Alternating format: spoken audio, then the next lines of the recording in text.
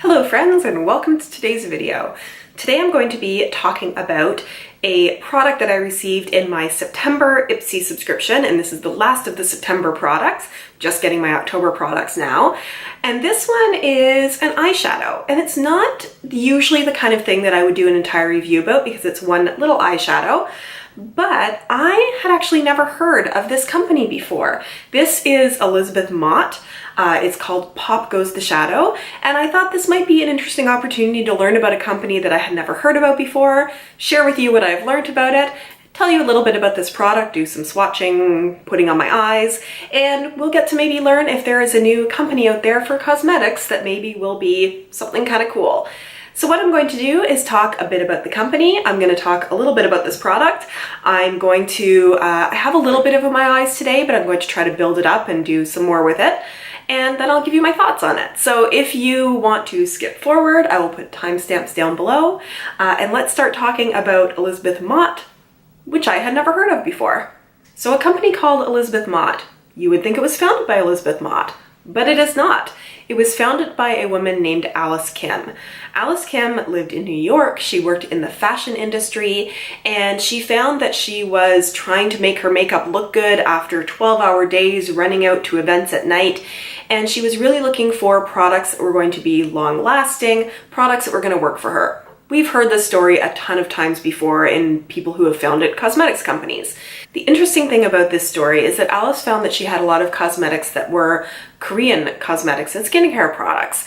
They were things that weren't available to everybody, but she did find that she was able to make them last for longer, that they seemed to be more innovative, and she was introducing them to a lot of her friends who didn't really know very much about Korean skincare and cosmetics.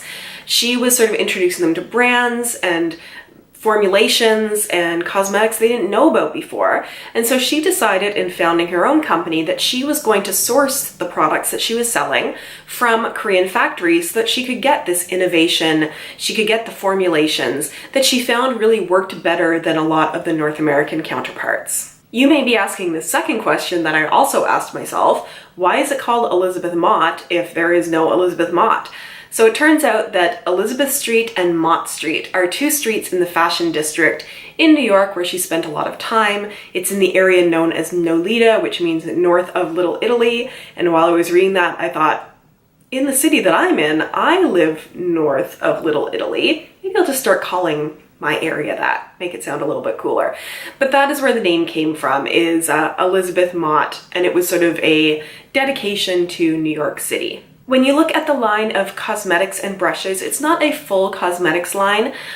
You'll see what a lot of companies do when they're starting up is there are eye products, mascaras, eyeliners, blushes, bronzers, I think there may be highlighters, lip products. There aren't face products or base products. So you don't find foundations, you don't find setting powders. And I think that's because with startup companies, it's hard to get an entire range and line of those foundation products. And those are really the ones that have to perform really well. So those are things that I find cosmetics companies tend to get into once they've matured a little bit. But they do have a couple of blending brushes. And then as I mentioned, things for the eyes, brows, lashes, lips, cheeks, you'll find all of that. They appear to be just a hair above drugstore prices. So you'll find mascaras for $20, 5-pan eyeshadow palettes for $25. The eyeshadows we're going to talk about, single pots are $13. So they're not competing at Sephora prices. They are less expensive than that, but it is going to be a little bit more than you're going to find in the drugstore. However, I did notice on their website that you get free shipping for over $20 in the US, and you do get free refunds. So while the products are maybe a hair over drugstore price, you do get some good shipping, and there's good ways that you could try out the products. The products all have pretty cutesy sounding names, and it makes it kind of fun. And it is also a cruelty-free brand, and it is certified cruelty-free by PETA. I don't know if this is true or not, but I always feel like PETA probably has a higher threshold for being cruelty-free just because they are known as being pretty stringent about what counts as being cruelty-free. Now, if we talk about this product, this is called Pop Goes the Shadow. What we have here is the product in Toasted, and it is a little tiny pan, which I will show you. It's just that amount right there. If you get a full size of this, it's going to be 2 grams. The amount here is 0.7 grams. So if you buy a full size, it is going to be about 3 times the size. So a good size little product. It's going to cost you $13 in US dollars. And they describe the formulation. They have a number of different colors, but they're all fairly neutral colors. They talk about it as being where blendability meets maximum color payoff, that it is buildable color, so you can go from either a subtle highlight up to a dramatic smoky eye. They say it is long lasting, they say it is crease free, and I will mention that the top ingredient, at least in this shadow, is talc. You'll find each shadow has a slightly different formulation, and they do have their ingredients on the website. It is getting really dark outside, so I have to keep sort of upping the light that's in here. I apologize for that. I have it on my eyes today. I do have it as just a very light wash of color, but I thought what we would do is zoom in and see if I could build that color up a little bit, and we'll see about the claims of buildability. So here's the little eyeshadow here, and I'm just going to use this Luxie brush that I have. It's a medium angled shading brush, and I'm going to build up the color. I just have it sort of in my upper crease right now, and we're going to see if we can get this to be a little bit more dramatic.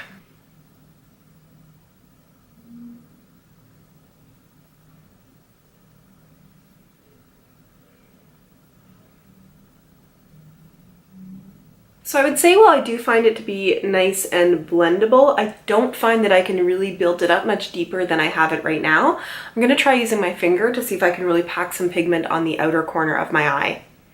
So that right there is the actual pigment, and you can see it's sort of a satin shiny color, which is not necessarily what I look for in my browns and neutrals.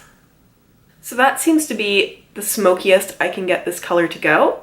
I'll just get the other dye to match up, and then we'll be back for some final thoughts on the product. So I've ended up with something fairly smoky, and here's my thought on these shadows is I do find them to be incredibly blendable. They're very soft. I don't think you can build this shade in particular up super high because it's a satiny type shade that only has so much pigment to it.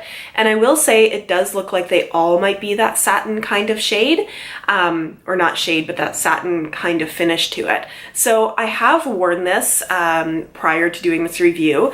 They do last a long time. It stays on the eye. I do think it's a good product. It's not necessarily what I'm going to be looking for. I like my neutrals to be matte, but it does provide a certain amount of light to my look, which I do enjoy. So overall, I would say if you are looking for a new brand to try, you might want to poke on over on Elizabeth Moss's website and see if there's anything that looks interesting to you. I'll also say though, for the amount that they highlight it in the bio and about the company, that they were sourcing this from Korean factories, that they were looking at innovative products, I don't see a whole lot that looks super innovative. I mean, it all looks pretty standard in terms of cosmetics. So I feel like they should highlight and bring out a little bit more what makes them different. What is about those Korean formulations or the innovation that is going to be unique from other cosmetics lines? I think that would probably do them well in the long term. So I think this product is fine. I don't think it's done enough at this point to really entice me to go and buy more from their brand, but I do think it's something I'm going to keep a lookout for, and I love learning about new cosmetics companies that I haven't heard of before. So if you enjoyed this review, please consider giving it a thumbs up. If you have used other Elizabeth Mott's products, please leave a comment down below about your experience. I would be really, really interested to hear about what other products are like in this line. If you want to subscribe to my channel, you can click on my face. I'll make it pop up right here, and I will put one of my older videos right here for you to watch. And that is it for me for today. I hope you enjoyed this. I look forward to seeing you in my next video. Bye.